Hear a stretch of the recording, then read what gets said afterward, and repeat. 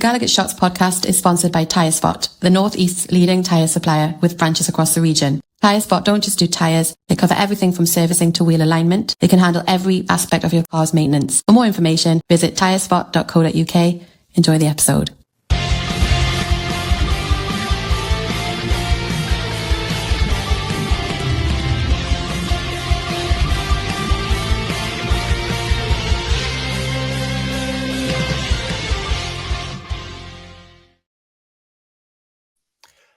All right, lads and lasses, and welcome back to your match preview on Gallagher Shots.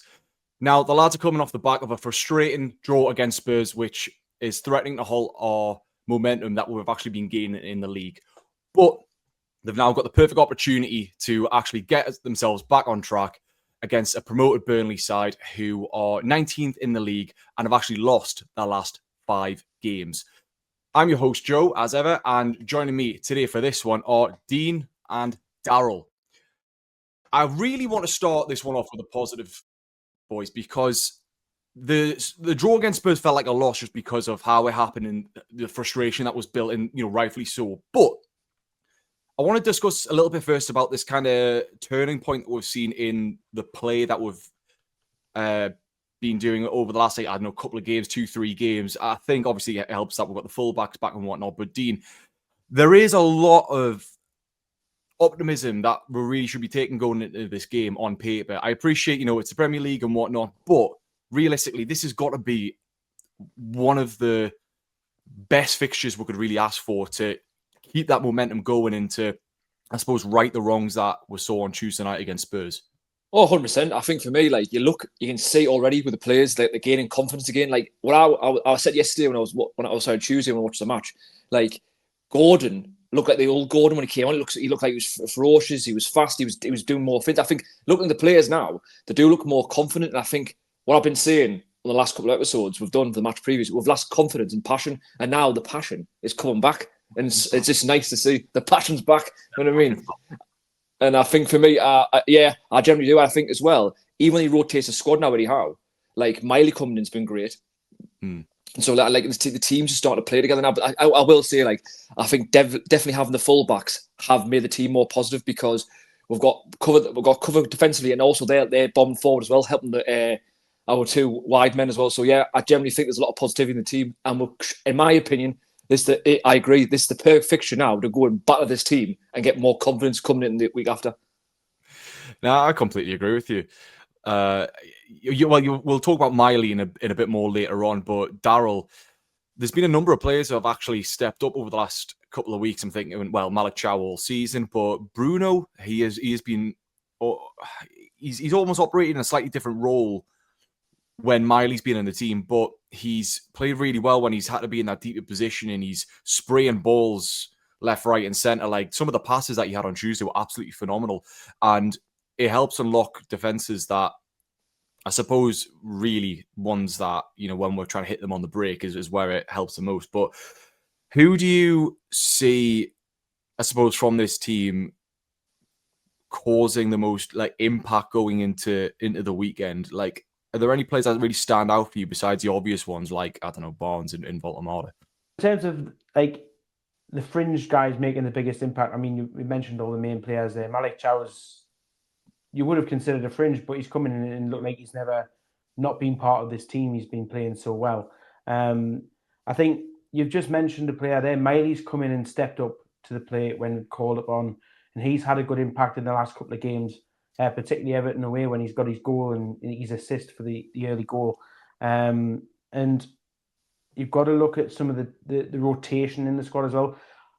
Yes, the player I'm about to mention has been playing quite a lot recently, but Harvey Barnes has stepped up in the absence of Anthony Gordon, and he's been playing really well. He's contributed with a few goals and some really good play. Elanga contributed really well against Everton, and then Murphy came in against Spurs and wasn't great, but again, it was chopping and changing on that right-hand side between him and Elanga. I have a feeling we might see Elanga again on Saturday against Burnley starting that game. I think depending on how Sandro is, because we don't know exactly what's wrong with him after he went off at half-time against Spurs on Tuesday, he's probably going to come back into the squad. I think Eddie will probably try and get another 90 minutes out of him ahead of the Leverkusen game so he can rotate the number 6 position a little bit. I think there's a chance we might even. I don't know how many changes he'll make, but we've had a debate in the main group chat today about whether or not we go with the strongest 11 or do we make changes for this game looking ahead to next week's Champions League fixture. To me, I think you'll probably try and do some more rotation. I think certain positions you're nailed on players. So the likes of your Chow, Voltemada up front, Burn probably at left centre back because there's not really any big bottoms, just not fit. Tino and Hawley are full back. So that back four is pretty settled. The goalkeeper is going to be Ramsdale. And then you'll probably start to rotate around that front six. So it'll be in the midfield, it'll be up front with the exception of Voltemada, obviously, but you can rotate on the wings now. So it'll be interesting to see how Eddie approaches it. And for me, I don't think he'll make that many changes, but I do think we'll see a little bit of rotation in there. Well, let's talk a bit about Miley in more detail because he's coming out of the cold and he's been absolutely sensational. He looks a lot more sure of himself. Obviously, he's a couple of years older now than when he first broke through. He's looking a bit more decisive, stronger on the ball, and he's kind of looking like he's helping the other lads push forward a bit more and taking a bit of the mental and physical load away from them. I do have to. I mean, you said about rotation there, but realistically, with Miley, where does he play if all the other lads are fit? Because it's the obvious answer would be take Joe Linton out, but then Miley and Joe Linton aren't the same kind of player. Miley seems to play a bit more of a deeper role, doesn't he? But that's obviously Tonali's job. So, is it a case where we just see that simple rotation between the two, or is Miley doing enough right now to actually cement his place in that midfield on a more regular basis? And actually, Bruno and Tonali are the ones who are going to have to rotate a little bit more, whether that's being benched or just in the way that they're actually positioned on the field. I think it might be that case, I think it might be them to have to get rotated. I think for me, Miley has done enough for me. But for players like Miley, I would probably rest him for the Burnley game only because I think he'd probably make a better impact against Leverkusen on the Tuesday night or even further on ahead, the Sunderland game. And I just think because Miley understands the derby more. So for me, Miley's been sensational. I genuinely think he has earned his place in the squad, and I don't think he's going to get took out of it yet. But in my head, and Eddie Howe's probably think this as well, keep him fit for the next week's big fixtures because Tuesday night and Sunday are massive for our season. Of course you are. Well, we've been saying that every week for the last 6 weeks, haven't we? I have a funny feeling that it isn't Joe Linton who could be the swap with Miley. I think, unfortunately for Joe Linton, a few times in that second half against Spurs, he was just giving the ball away for no reason. He couldn't string a pass together in that second half. And to be honest, for me, Joe Linton should be more worried about either a Jacob Ramsey or a Joe Willock coming in on that side of the pitch and linking up with their forward. The only problem we have is, when we all know this, is that nobody else can do the job that Joe Linton does, and Joe Linton is a beast.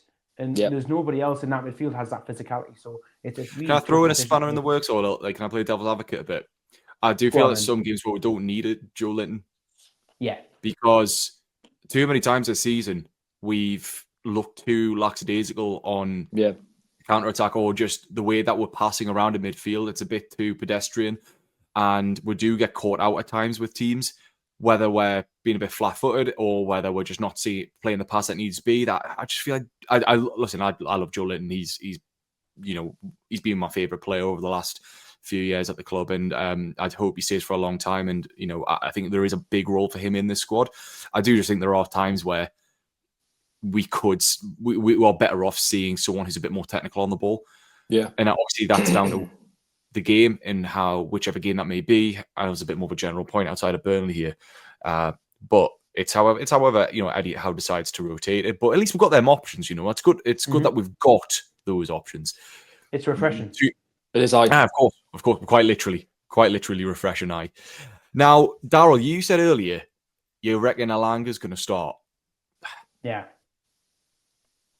I can understand why you're saying that, because realistically, some players just need that momentum of games to get them going, to push them forward, and they're not really going to integrate fully into the team unless they're playing week in, week out. And I totally understand where you're coming from there.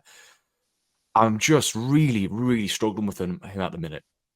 I'm not seeing enough when he comes onto the pitch. And in fairness, you could argue that, when he does come on as a sub, he's typically playing against maybe a deeper defense, so he can't use the pace and, his assets that he does have best. But then even when he starts, he had a half-decent game against Everton, but still, Dean, do you agree with him? Do you reckon Alanga is the way to go? Because we've seen the way that Murphy can whack ball. Right now, it seems that if in doubt, just ping it a big Baltimore's head. Aye, what I'm going to say straight away, because I'm his biggest fan, the Jacob Murphy fan club over here. So for me, I think Burnley will play a very low block, and I think the only way we're going to get around that, because let's be honest with you, when Burnley come to St James's Park, they're going to defend for their lives. They have 11 men behind the ball and hopefully get us on the counter. And knowing our luck, because Big Martin's coming back, he'll have the game of his life against us, because it's just how our season's been so far. So for me, I think Murphy will be more effective only because we've got the big lads we've got big V in the box. Murphy's a guy for you. But then again, I can see Dasmo's point, but with Alanga, he's rapid. And Burnley aren't fast. Burnley don't have a lot of pace. And I think this could be the game for Alanga to really go, no, it is right. Let me cement my place in the squad now. Because I can do it. I just need a bit more time. So it's like I say, I know it's not really an answer, but I think for me, in my head, I'd play Murphy only because I think the way Burnley's going to play against us, Murphy would be more effective. But then again, Alanga has got the pace, but has he got the end product? Does that mean you would then start Alanga against Leverkusen next week? Yes. Right. Simply because I think for me with Alanga is right. When I've watched Alanga play, he seems to play better in the Champions League than he does the Premier League. I know that's the case with a lot of our players, but every time I've watched him in the Champions League, he's actually decent. I remember when he came on against Barcelona, he looked great when he came on. And who was it again? Was the people in the team in Brussels as well? In Belgium, sorry. He was great there as well. This one, I think for me, you've just got to utilise your better players for certain games. I think it was going back to what you've said, Joe, already. Certain games call for certain players. And I think for me, when it comes to Burnley, they will do everything they can to stop our play because they know we don't tend to throw balls in the boxes or low passes, and little through balls in. So I think for me... Sorry, go on. No, I was thinking for me, that's why Murphy would probably be the ideal option for him. Because what time did Murphy come off on Tuesday? Was early on. When did he come off? Was it might be the 60th odd minute. Might have been. I think it might have been about the hour mark, yeah. Yeah. So for me, I'll give him a go because I like to say I think from Leverkusen, I think you're going to need someone like Alanga because he's fast and he's strong. And I think you've seen times that we'll play teams in Europe they can't really deal with his pace. So using that logic then, with respect to pace, is there a call for potentially starting Gordon on the left-hand side? Now, I know Barnes has been in form. Yeah. I know Barnes has been in form. He's the one who's been the goal threat. And Gordon, he's only got that penalty in the Premier League so far. Yeah. But at the same time, you just said at the start of the show there, Dean, I think it was, that Gordon's looking a little bit like the man of old. He's getting a bit more confidence. He's loving them little taps past the defender. He's been doing that all season, hasn't he? Yeah. It could well be that. I mean, he's going to be up against an aging Kyle Walker, isn't he? Precisely. So it could be a good opportunity for Gordon to, continue that form in. The reason I think he'll probably start is because if Burnley are going to come in to St James's on Saturday and play this low block, we're going to see Big V drop deeper. And therefore, we're going to need the wingers to be in advance of him. And I trust Gordon to be more in advance of him than Barnes would on that side. Yeah, good point. It's a good point. To make that advance and run. There's a similar thing with Alanga on the other side. You could trust Alanga to do that more than you would Murphy. But again, if that's going to happen, we are going to see Big V drop deeper and then try and play the wingers in from the sides. And that's probably one of the strategies we're going to be looking at going into that game. I just don't see it if it's Barnes. Barnes is a tap and go kind of runner, which can have its advantages, but not against the low block. No. But if lads, we're forgetting one major thing though here. We've got a certain someone might be back on the bench, so this could throw a massive span in the works. So, as a disclaimer, we're recording this on what day are we on? Thursday night. So obviously we haven't heard from Eddie Howe's presser, but there's rumours. Well, there's strong rumours that Wissa could actually make a bench appearance as early as this weekend, which would be fantastic. Even if he didn't get on, even if he didn't get on the pitch, just to have him in the match day squad would be absolutely unreal. And he's such a welcome addition back in, because we saw what he did with Brentford, and we were so looking forward to him starting for us, and he just hasn't, obviously, for obvious reasons. But on the flip side, it's allowed Big V to come in and do his thing and obviously make his mark. So whilst I don't think Wissa, I mean, this is a more general point, but I don't think Wissa's not getting that injury would have really changed loads with how we've played. But him being back in the squad now is refreshing, as Daryl said. So yeah, I mean, hopefully we'll see. It's hard to know until Eddie Howe gives an update, though. And let's be honest with you, the way how cryptic he is, he probably won't give anything away until 2:00 on Saturday. Was that? Let's be honest, we won't know until the bloody graphic comes out, before, a couple hours before the kickoff. I probably won't believe. Until I see it. I don't believe he's real. Just see Wissa do this on a GIF on Twitter, and he goes, "This team news coming soon." Wissa doing that's how it's gonna be. I tell you what it is, but for me, I think having Wissa back, if he is back, it's gonna be a massive boost for the squad. He won't come out the 80th minute. Let's be honest, unless Eddie Howe won't throw him straight on. But having him back is such a welcome. Because we've got him in mind. Big V's we've had no backup support on the bench for ages now. How long's Big Willie been out for now? Has he been out for 3 weeks, 4 weeks? Yeah, at least that. Yeah, and plus there's rumours of him potentially going in January as well. Yeah, we'll definitely sign another striker, by the way. I know that's not today's conversation, but definitely sign another striker. I'll put money on it. A video for in the coming week, so we'll keep an eye out. Yeah. But you're right. I mean, a word on Burnley. Now, we said just before we went live there that there's a few ex-Mag connections, most notably Martin Dubravka, who left us in the summer. Despite Burnley's form, he's actually been pretty good for them from what I've seen. He's kept them in a lot of games, and he's naturally going to be a lot more busy in a team like that. But he knows how we play. We know his strengths. He is a good shot stopper, and he commands his box pretty well. Could probably do with that ourselves, couldn't we? Oh God. Yeah. Scott Parker as well, obviously ex-Mag, managing them.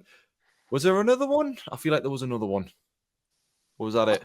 I think that's it. Did they not have Jacob Ramsey's brother on the books at one point? Yeah, on loan, a while ago. Yeah. Is he not on the books now? Is it just last season? That's pushing it. That's a strenuous connection. Fair enough. But I mean, look, I feel like they did start well, because I mean they've won 3 games. Yeah, they've lost 10, including the last 5. But momentum's everything in football, and you know what Dr. Newcastle's like. But I do think that we're going to be too much for these. And at the end of the day, these are the games you've got to win. If you cannot beat a team that's 19th in the league at home, who can you beat? Man City, apparently. Yeah. Well, just sack off the season if we can't beat these, man. I'm telling you, if we cannot beat these on Saturday, sack the season off completely. I'm going on holiday, and I'm going to go. You can disappear for a year. Because what I will say is the only difficulty. Honestly, I will, mate. Or I just go back to Sunderland again. You know what I mean? Because I'm back on your way. But like I say, I think the biggest issue we're going to have the biggest problem we're going to have on Saturday is going to be Martin. Because I think for me, Martin, we know he can have a game of his life. I can still remember, it was yesterday his debut against Manchester United, where he kept us in the game, and he's got that in him.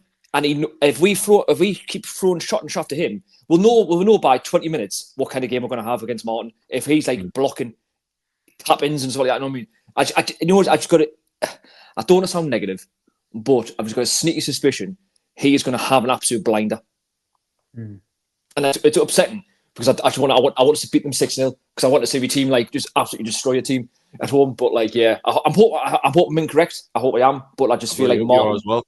I hope Martin's. I just think Martin's going to have it. Take it easy, man. Don't listen to him. I think one of the things to worry about is that, from what I remember seeing at Burnley this season, is they'll come out with the starting blocks and they will actually look like they're relentless. They will move themselves around the pitch. They've got a lot of energy early in games.